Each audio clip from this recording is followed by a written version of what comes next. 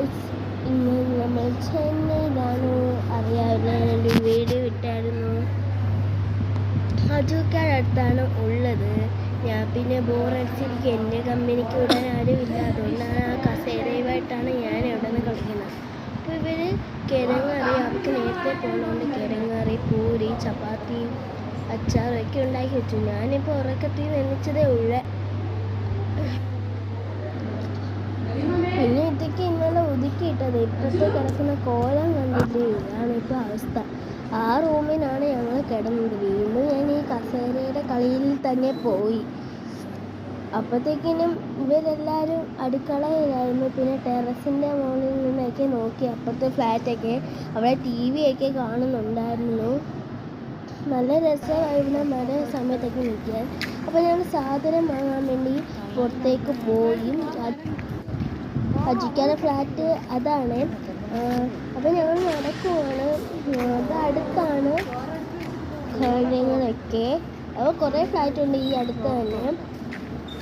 ഞങ്ങളുടെ ഫ്ലാറ്റ് ഞാൻ നേരത്തെ കാണിച്ചില്ലേ. അപ്പോൾ നമ്മൾ 4 പേരും കൂടെയാണ് പോകുന്നത്. അപ്പോൾ ഇത് കഴിച്ചിട്ടൊന്നും ഇല്ല, ഇനിയും കഴിക്കണം. അപ്പോൾ നമ്മുടെ ഇതാണ് ചെന്നൈ. അപ്പോൾ ആ സൂപ്പർ മാർക്കറ്റിലാണ് പോകുന്നത്.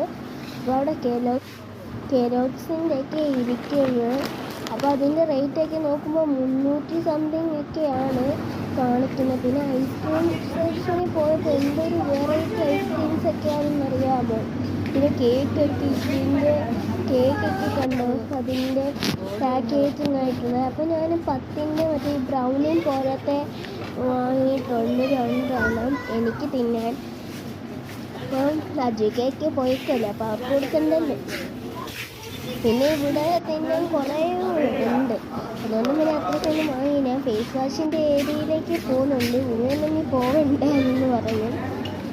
ഞാൻ പിന്നെ അവിടെ ചുറ്റിക്കറങ്ങി കാണാം. ലാസ്റ്റ് ഒന്നും തപ്പിയിട്ട് കാണുന്നില്ല. അപ്പോഴത്തേക്കിനും എൻ്റെ ചെരുപ്പ് ഒരു സ്ഥലത്ത് കുടുങ്ങുകയും ചെയ്തു.